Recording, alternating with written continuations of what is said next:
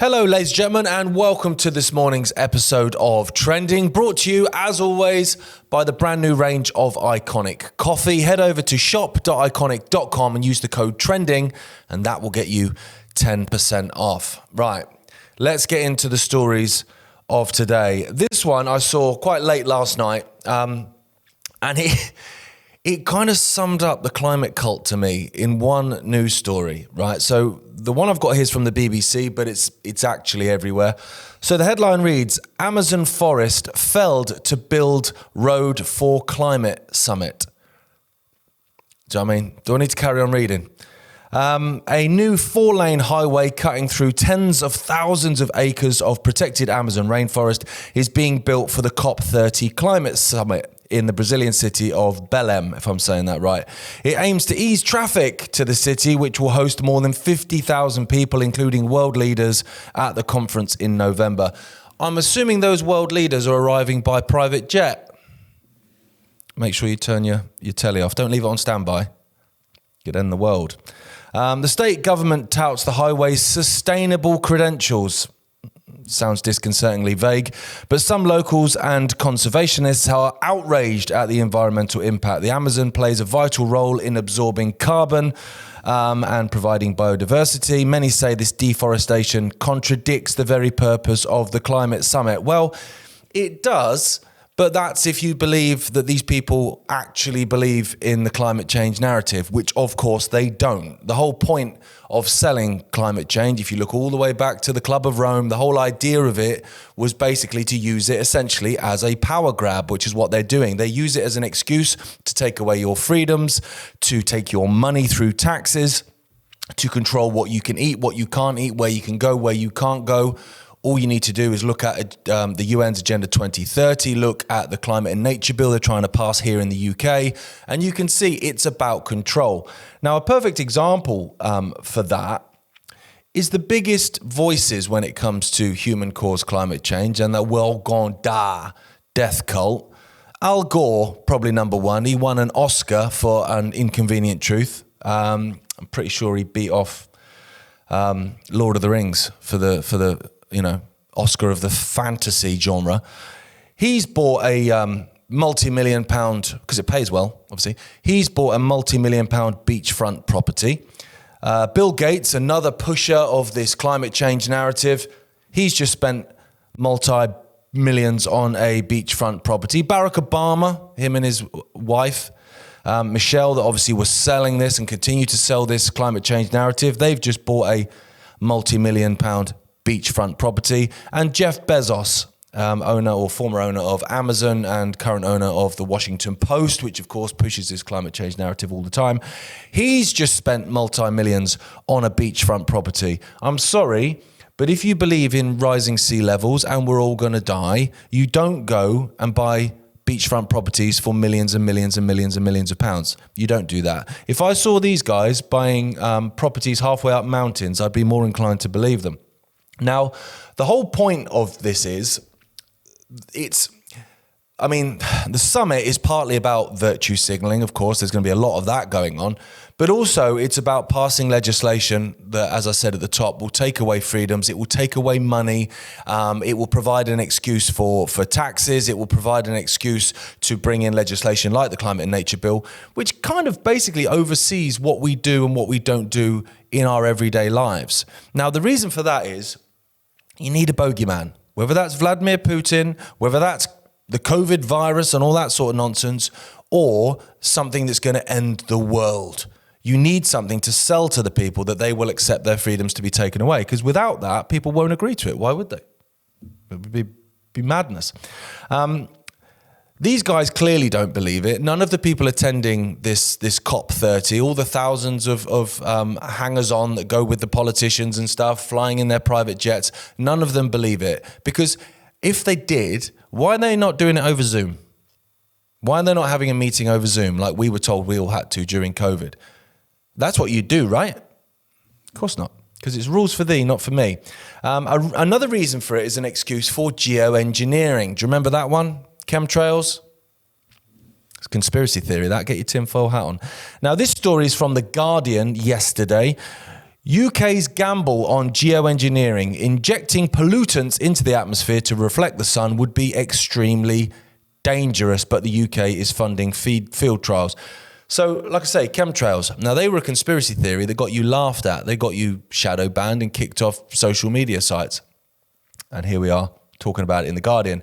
Now, what they're doing here by saying that they're going to be doing trials with it and that the fact that, it could be extremely dangerous is they're essentially saying, if we do what we've already been doing for decades, then it could be extremely dangerous. Now, all you need to do is look up into the sky. We all do it. You look up into the sky in the morning, you go, oh, it's quite a nice sunny day. Oh, hang on. Oh, here we go. Here's a few crisscrosses. And you know that afternoon it's going to be overcast. And it is, more often than not. So I looked at this story and it did make me laugh because I thought to myself, it's the equivalent of sort of messaging your flatmate from the pub, saying, all right, mate, do you mind if I borrow your favourite white shirt? Whilst you're sat there in the white shirt, probably with half a strawberry daiquiri that's been spilt down it from some hen do that's bumped into you. It's ridiculous. It's asking for your consent for something that they're already doing. Now, for people around the world that think that's, too far-fetched, I know a lot of people still do think that geoengineering and cloud seeding and chemtrails and stuff are a fantasy. I would ask you to look at Lynmouth. In 1952, the RAF, now this came out in documents released probably within the last 20 years, that the RAF were attempting, not far from Lynmouth, to cloud seed. And that's what they did. They sent all this vapor up into the atmosphere. It seeded the clouds. And what it did is it caused an enormous rainstorm in Lynmouth. Now, Lynmouth's in North Devon, I think, if I've got my geography right, on the south coast of England. Tiny little place. Now, these floods, they killed 36 people, right? Now, this is in 1952. So if you imagine, if you've got the technology in 1952 to do that and kill 36 people, imagine what technology they've got now. Now, of course, they can use that technology to cause harm, like they did in Lynmouth. They can wage war using that technology, so they can use it against other nations.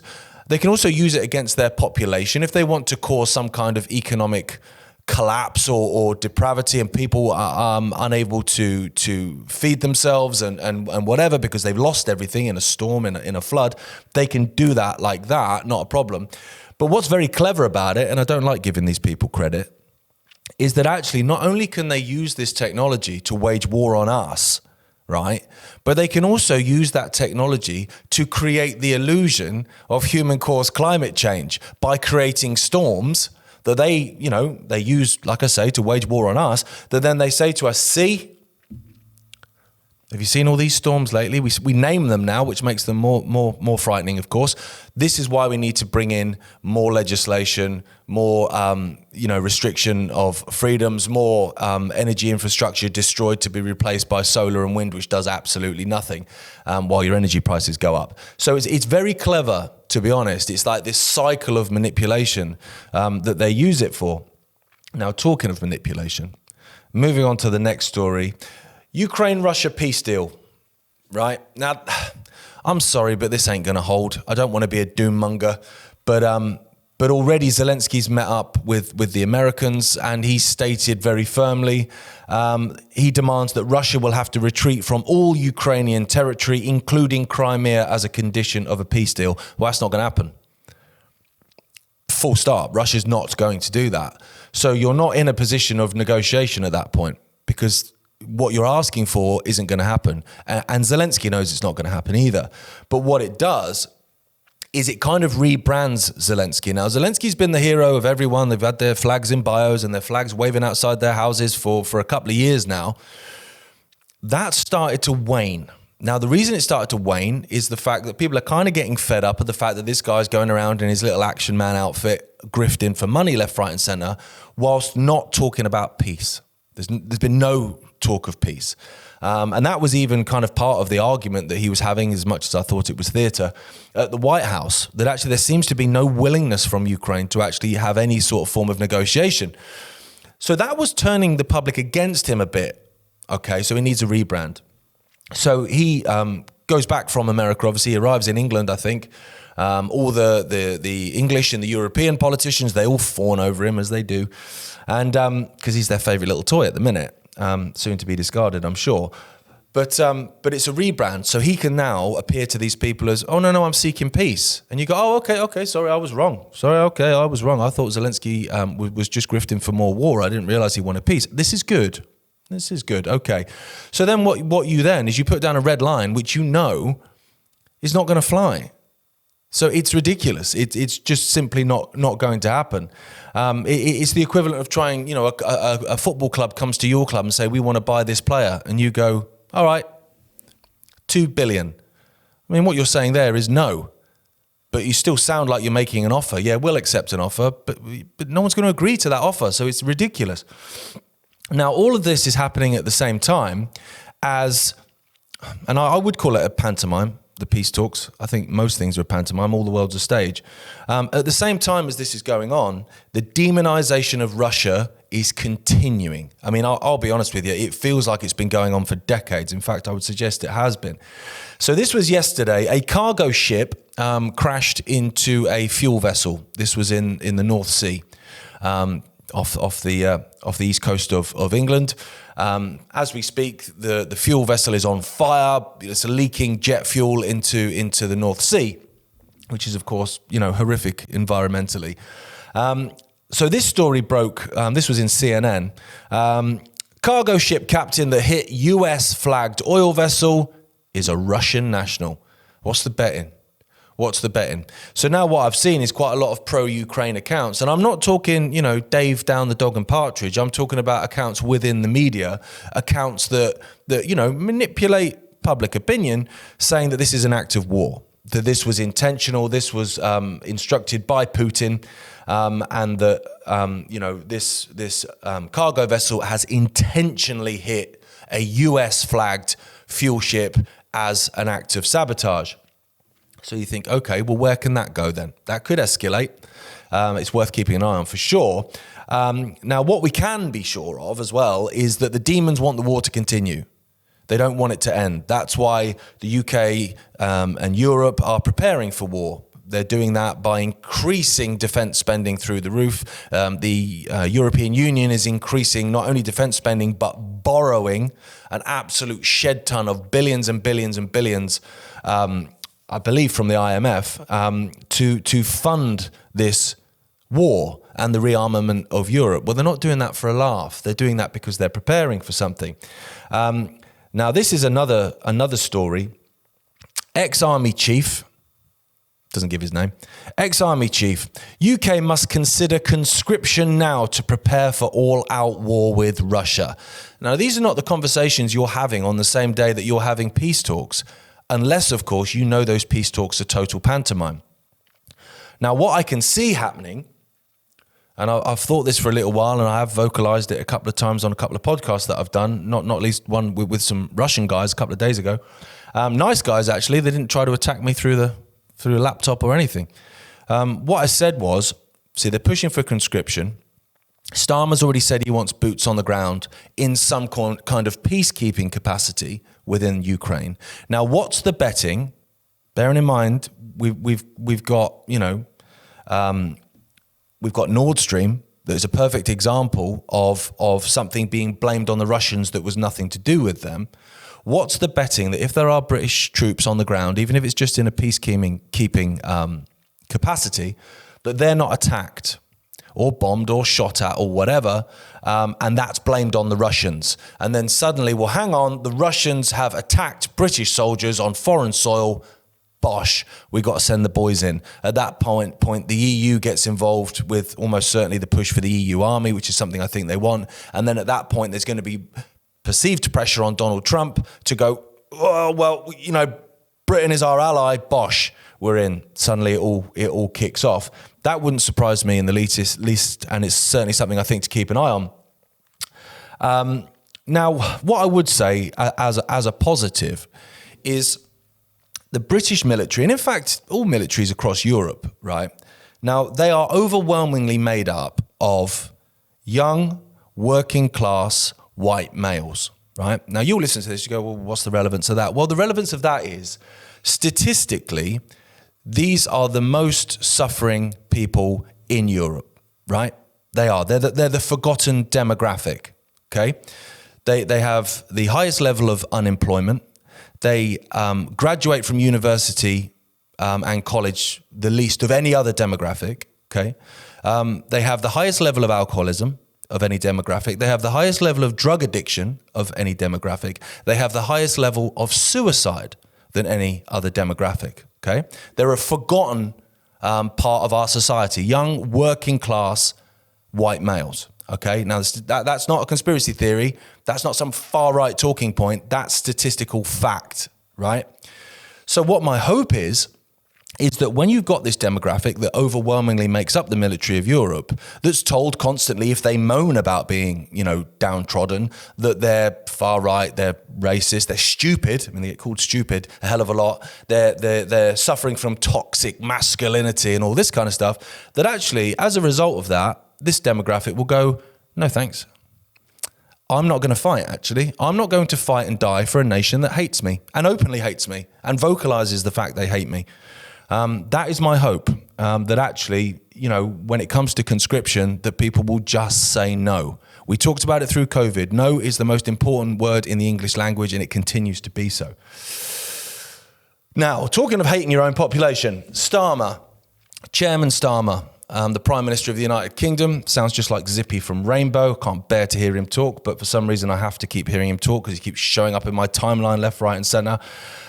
This is a story from itv.com. Starmer refuses to rule out benefits cuts for many disabled people. Well, of course he refuses to rule it out because he's going to do it. The story goes on. Prime Minister Sir Keir Starmer has refused to rule out benefit cuts for many disabled people when asked directly about the changes in the benefit system. Liberal Democrat leader Ed Davey, he's a big pro-Ukrainian guy, asked the PM directly if he would calm anxieties and that disability benefits for people that simply can't work will not be cut, to which Starmer replied, "We will of course support those who need support." Well, that's a politician's answer if ever I've heard one.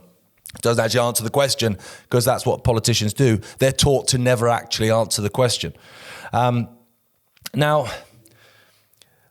the changes in the benefit system, right, that they're trying to propose, it's not just this. It's not just necessarily a cut to disabled people, which in itself is abhorrent, right, because it's an attack on the most vulnerable amongst us. There are other changes in that which we'll come to, and we have mentioned on the show before, but it's worth repeating.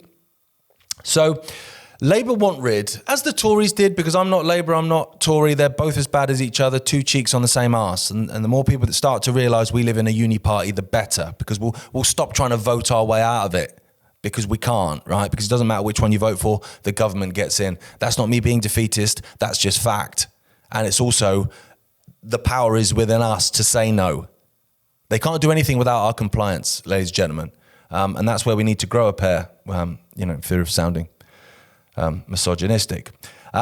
Labour want rid of the useless eaters. Sounds harsh, but it's true. That's what they consider the elderly to be. That's what they consider the disabled to be. Can you work? No. Okay. So I can't tax you then. Can't take your money, can I? Well, no. And you're taking money out of the system through pensions and through disability payments. So not only are you a useless eater that's putting nothing in, you're actually taking out the pot. We'll see you later then. And so by cutting disability like this, you're going to lead to death, which is the plan. Just like through COVID with the use of midazolam and end-of-life care and do not resuscitate orders, not just used on people that were terminally ill, but used on people over 50, people that were disabled. People forget this about COVID. And actually, if you go way back before that, you can go back to the Liverpool Care Pathway, which was another way of doing it. It was euthanizing the population. It was euthanizing what Henry Kissinger termed useless eaters. And that's how they view these people. Now, the point of it, of course, is about leaving people with nothing. And it's not just people on disability, it's all of us. Sir Keir Starmer is part of the World Economic Forum, and so he repeats those Davos talking points all the time. In fact, he openly admitted in an interview with Emily Mantis that actually he would choose Davos over Westminster. Do you know what I mean? He's not hiding it. So the tagline of that is obviously you'll have no privacy, you'll own nothing, and you'll be happy. Well, I'm not sure I will be. So looking at this legislation, part of it is cracking down on benefit cheats. Now, I get that, right? I get it. That's the sales pitch. I get it, because why should I work 48-hour weeks while John round the corner sits at home eating a pot noodle and watching Bargain Hunt, right, and not having to do anything for his money? I understand that conversation, okay? And I've actually, believe it or not, I've actually played football with a guy that had a disability. He was on disability, right? And he had a disability sticker in his car so he could park in a disabled parking space. He got money in disability from the state, yet I played football with him for 90 minutes twice a week, right? So I understand these people are out there, and I understand cracking down on that. I get that. But like I say, that's just the sales pitch to get you to agree to the new legislation. Now, another part of this legislation, not only just, taking billions off of these people, many of them, well, most of them, the overwhelming majority of them actually disabled. They're not benefit cheats at all. And another thing to add as well is you're not going to see that money. That money isn't going to go and fix potholes. That money isn't going to be moved into other areas of public services. That money is going to be spaffed off to Ukraine or wherever else next we're told we need to send money. It won't go to you. But part of this legislation, and we spoke about it a few times, it actually gives the government the ability, without a warrant, without a court order, and without even the suspicion of wrongdoing, to be able to go into your bank account, right? Now, they sell it as, if you've taken money from the state through false pretenses, you've said you're disabled, you've said you're incapacitated, you can't work, and it's not true, they can go into your bank account and take those benefits back. That's how they sell it. And so, Dave and Joan down the pub will go, yeah, well, I agree with that. But it's about the small print, because it's always about the small print. So in the small print, it says, like I mentioned, we don't need a court warrant to access your bank account, to see what you're buying, where you're shopping, how much you're spending, where money is coming into your bank account from, because we might need to tax you on that, without any suspicion of wrongdoing required. So all that says is the state can steal your money. And that will be written into legislation. And you will have agreed to allow it because benefit cheats. Whatever they use as a sale pitch is never the reason for it. Now, talking of owning nothing, the final story of today, this came from Wikileaks. Now, people hear Wikileaks, they hear Julian Assange. Let me have a sip of coffee. I've not coughed once today. Been coughing for the last couple of days. People look at Wikileaks, they look at Julian Assange as some kind of basic rogue, a bunch of hackers, basically. What they should remember is actually Wikileaks have never been disproved in any of their statements that they've made. Right, which is why they wanted to imprison the guy, and they did for a very, very long time. So this isn't just a rogue bunch of guys just hacking the internet and grabbing stuff. These are seasoned journalists that are actually looking at information and exposing it. And like I say, they've never been disproven. It's why they've never been sued successfully for anything that they've been revealing. So this I saw this yesterday. WikiLeaks exposed this yesterday, but these memos actually come from 2008. Leaked 2008 US cable reveals Israel's Gaza power blockade isn't just a wartime measure. It's part of a long-term strategy to restrict residential supplies and keep Gaza on the brink of collapse. And this dates back way before October the 7th, of course. Now, as you read the memo, it says Israel officials, now this is the US talking, Israel officials have confirmed to embassy officials on multiple occasions that they intend to keep the Gazan economy functioning at the lowest level possible, consistent with avoiding a humanitarian crisis. So they just keep them at the edge, just teetering at the edge of collapse at all times, not really knowing whether they're actually going to go off the edge of the cliff.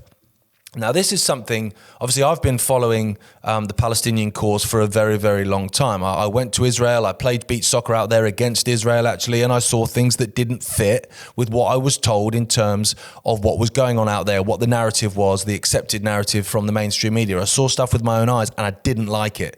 And so I came home, this was in the mid-2000s, probably about the same time as this memo, and I came home and I started researching. and I went down some rabbit holes. And I've supported the Palestinian cause ever since. Now, people will hear this and think, well, that's outrageous, or maybe you don't, but this is outrageous, keeping people just on the edge. What people don't realize with the blockade of Gaza, because they sell this, they say, well, Israel gave back Gaza. Well, yeah, they gave it back, but then they created a blockade on it, where they actually counted how many calories per head of population was satisfactory for the Israelis to allow through. And then they say, oh, but Hamas, and I mean, I'm no supporter of Hamas, but these people are building tunnels to get weapons in. Right now, they will have been. But most of these tunnels were built to get food supplies in and to get medical supplies in, going out into the Sinai Desert of Egypt to actually get stuff in and out the country, to try and have a functioning economy, to try and survive, to try and get out, actually, for individuals that wanted to escape this open-air prison. People don't talk about that. They think this started on October the 7th. Of course, it absolutely didn't. It's been going on for decades, almost 80 years. Now, it goes on to say that the Israelis will allow a small amount of Israeli shekels to enter Gaza, right, in order to support a minimal level of commerce and provide minimal necessities such as food, utilities, and medical supplies. A minimal. Now, this is not in a time of war. This is not in reaction to the October 7th attacks. This is the norm. You're keeping these people basically half starved, half emaciated, half dehydrated, half cold, half impoverished. It's just keeping them just there. Now, I believe, with my tinfoil hat on, there's a reason for that, right? For one, they hate these people. They despise them. They see themselves as above them, which is why every few years they mow the lawn. If people have heard that terminology, what that terminology is, this is Israeli terminology, is what they call it. The IDF call it mowing the lawn. Every few years, they'll look at the population of Gaza and they'll go in and they'll massacre a load of them. Massacre a couple of thousand, 5,000 maybe, or in this case, upwards of 50,000. Mowing the lawn. What kind of level of psychopathy do you have to just... We're talking about humans. This is a population which is 48% under the age of 16. These are kids mowing the lawn.